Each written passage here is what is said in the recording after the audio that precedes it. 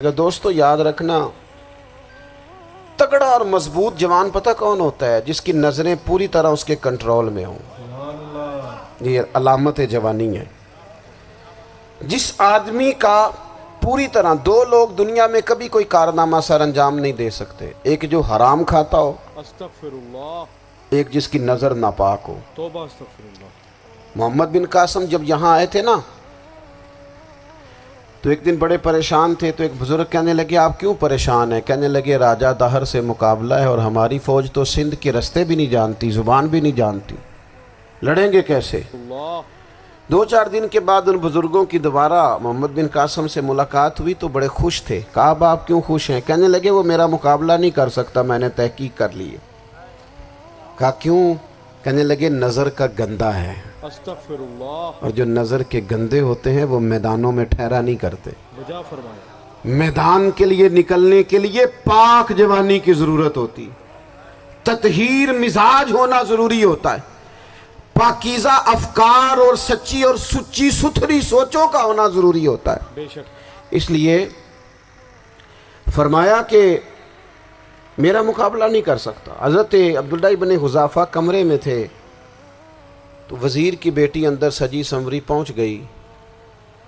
جیسے ہی آپ نے اس کفر کی چال کو دیکھا تو تیمم کر کے نفل شروع کیے۔ سبحان اللہ۔ وہ ساری رات بیٹھی رہی، رب کا بندہ ساری رات عبادت کرتا رہا۔ عبادت بڑا سہارا ہے، مصلی بڑا سہارا ہے اللہ کے بندوں۔ صبح دروازہ کھولا، وزیر نے اپنی بچی سے پوچھنا چاہتا تھا رزلٹ کیا نکلا، تو وہ کہنے لگی پیچھے ہٹ جا، اب تیرا میرا تعلق کوئی نہیں، میں نے نبی پاک کا کلمہ پڑھ لیا۔ سبحان اللہ۔ اس نے کہا میں نے بھی زمانہ دیکھا ہے، پر یہ کیا لوگ ہیں، کستوری کے بنے ہوئے،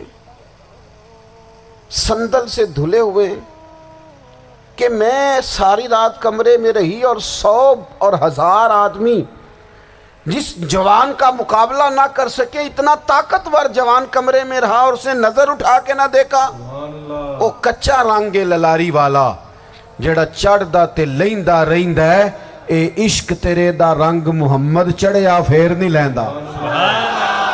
میں کہا ایک دفعہ نظر اٹھا کے نہیں دیکھا، کمال ہو گئی۔ اتنے بڑے لوگ، اتنی بڑی سعادت مندی، فیروز بختی، معاملہ فہمی حد ہو گئی۔ اللہ اکبر۔ اللہ اکبر۔ دوستو بادشاہ جب پوری طرح ہار گیا نا، اس نے کہا مار دو۔ تیل گرم کیا ایک کڑاہی میں، اور جب آپ کو اس میں ڈالنے لگے تو آپ کی آنکھوں میں آنسو آ گئے۔ اللہ، بادشاہ کا خیال ہوا شاید نرم ہو گئے ہیں، کہنے لگا روئے کیوں؟ فرمانے لگے سوچتا ہوں جان ہی ایک ہے، اللہ اکبر۔ کتنا مزہ ہے اس کی راہ میں جان دینے کا، بے شک۔ کتنی لذت ہے اس کے نام پر مرنے میں، کتنا لطف ہے۔ جے تو چڑھیا اتے دار بھی نہیں، تے جے تو وکیا عشق بازار بھی نہیں، تے ایڈا سستا سودا پیار بھی نہیں، سبحان اللہ۔ تے ایڈا سستا لبدا یار بھی نہیں۔ سبحان اللہ۔ کئی جنگل گانے پیندے نہیں، کئی دوزخ لنگنے پیندے نہیں، جے وہ اس ملوں بھی مل جاوے، ایدوں سستا ہور بپار بھی نہیں۔ سبحان اللہ۔ تے کچھ سمجھ نہ آوے لوکاں نوں وہ کادے نال شہید کرے، ڈٹھی یار دے ہاتھ تلوار بھی نہیں، پر او دا خالی جاندہ وار بھی نہیں۔ سبحان اللہ۔ کہنے لگے ایک جان ہے نا، تو دل کرتا ہے ہزاروں ہوتی تو ایک ایک کر کے محبوب کے نام پہ قربان کرتا، جب میرے پاس ہے ہی ایک، کروں کیا؟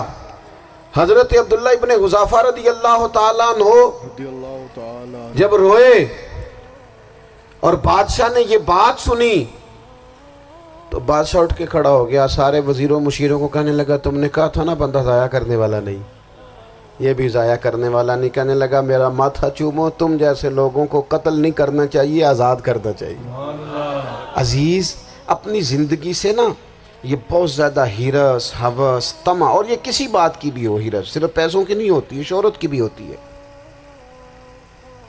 یہ بیماری انسان کو اقتدار کی بھی ہوتی ہے، تعریف کی بھی بیماری ہوتی ہے، یہ سارے نقص ہوتے ہیں لوگوں کو، استغفر اللہ۔ اور معاذ اللہ بعض جبوں کبوں کے اندر بھی ہوتے ہیں، وہاں بھی پنپتے ہیں۔ اپنی زندگی جب تک اس سادگی میں نہیں لاؤ گے جو رسول پاک نے عطا فرمائی ہے، بے شک۔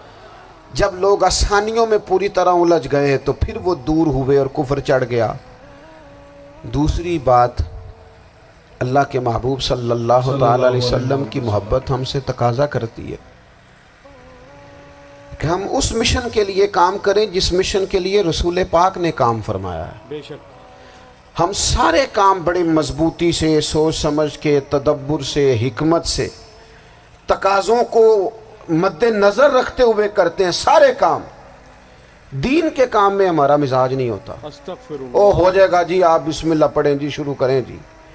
آپ تقاضوں کو سمجھیں، چیزوں کو دبائیں نہیں، چیزوں پر غور کریں۔ کسی کے ذہن کی سطح پر سوال ابھرتا ہے، اس کا تسلی بخش جواب دیں۔ اپنی زندگی میں دین کے کام کے لیے اپنے آپ کو وقف کریں، اور دین کے کام کے بہت سارے پہلو ہیں۔ ہزاروں لوگوں کو قرآن پاک ٹھیک پڑھنا نہیں آتا، استغفر اللہ۔ ہزارہ لوگ ہیں جو قرآن مجید کے مطالب سے آگاہ نہیں ہیں۔ توبہ استغفر اللہ۔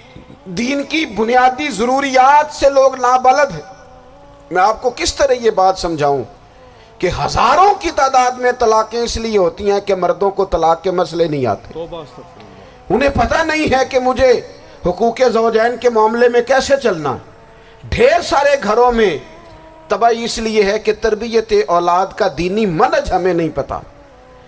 اپنا حصہ ملائیں دین کے کام میں۔ ایک آدمی کو اگر تو نمازی کرنے میں کامیاب ہو گیا، تیری زندگی بدل گئی۔ بجا فرمائے۔ وہ دین بیزار لوگ جو ہمارے بیچ بیٹھ کے ہماری نوجوان نسل کو پگڑی اور داڑھی کا نام لے کے بنیادی طور پر دین سے دور کرتے ہیں، استغفر اللہ۔ ایسے نوجوانوں کو دین کا پیغام محبت دے کر دین کے قریب کرنا ہماری ڈیوٹیوں کا حصہ ہے۔ ہمیں ذمہ داری کا احساس کرنا پڑے گا، بجا فرمائے۔ ہمیں یہ خاص قدم اٹھانا پڑے گا، توجہ دینی پڑے گی۔ مساجد، مدارس، میں آپ سے عرض کروں، اتنی ڈٹ کے مخالفت ہوتی ہے نا مدرسوں کی، استغفر اللہ۔ اتنی ڈٹ کے۔ میں ادارہ چلاتا ہوں، اس کے چلانے میں جو مشکلات ہیں وہ تو ہم بتا نہیں سکتے آپ کو، اس لیے کہ میری قوم، میرا اس قوم سے تعلق ہے جو نعت خواں امیر کرنا چاہتی ہے، مدرسے نہیں۔ توبہ استغفر اللہ۔ ہاں، نقیب خطیب پیدا کرنا چاہتی ہے، شعر و شاعری کی زندگی کو پروان چڑھانا چاہتی ہے۔ فقط ہمارا ان لوگوں سے تعلق ہے جو لاکھوں کروڑوں روپیہ محافل پہ لگائیں گے، اور قاری صاحب بیچارے اگر مسجد کا کوئی ہونے والا کام کسی وقت بتا دیں گے تو وہ بڑی مشکل آ جائے گی ان کے لیے۔ توبہ استغفر اللہ۔ یہ کیسے ہو سکتا ہے، آپ نے یہ ڈیوٹی بتا دی۔ مدارس، اور جتنا اہم رول دین کو پھیلانے میں مدارس اسلامیہ کا ہے، اتنی زبردست، لوگوں کا خیال ہوتا ہے میری طرح کے لوگ شاید کام کرتے ہیں، ڈیوٹی کرتے ہیں۔ یہ 10-15 لوگ آپ کو نظر آتے ہیں جو آپ کو کہیں میڈیا پر یا ادھر ادھر ڈیوٹی کرتے، مخلص لوگ اپنی جگہ پہ، وہ بھی بڑا ہی کام کر رہے ہیں، بجا فرمائے۔ جو میڈیا پہ آ کے بھی اخلاص سے اور درد دل سے کو دین کی، ان کی بھی کسی بات کی حوصلہ شکنی نہیں، لیکن ہزارہا اساتذہ جو مدارس میں بیٹھ کے پڑھاتے ہیں، جنہوں نے وہ سارے لوگ تیار، آپ سمجھ نہیں سکتے کتنا بڑا کام۔ حفظ کا استاد جو ہوتا ہے نا، اس کی ڈیوٹی 24 گھنٹے ہوتی ہے، بجا فرمایا۔ فجر سے پہلے، اور اس نے بچوں کو اٹھانا۔ تنخواہ تو ہم انہیں دینا نہیں نہ چاہتے جی، تنخواہ نہیں دئی دی انہوں نے، ہمیں مولوی امیر نہ ہو جانا۔ مولوی نو تے سوٹ بھی 27ویں والی رات دے ہے تاکہ کدھر سوان کے عید والے دن پا نہ لوے، توبہ استغفر کیونکہ 27ویں تو بات تے درزی پھڑتا ہی کوئی نہیں، کیوں حضرت؟ ایسے ہی ہے نا، اس وقت تو نہیں نہ لیتا، تو ہم چاہتے ہیں مولوی ہماری مرضی کے ہماری طرح کا سوٹ نہ پہن لے۔ استغفر اللہ۔ مدارس کی مضبوطی، آپ یہ دیکھ لیں، یہ صلاح الدین ایوبی کا تعلق بھلا کس چیز سے تھا؟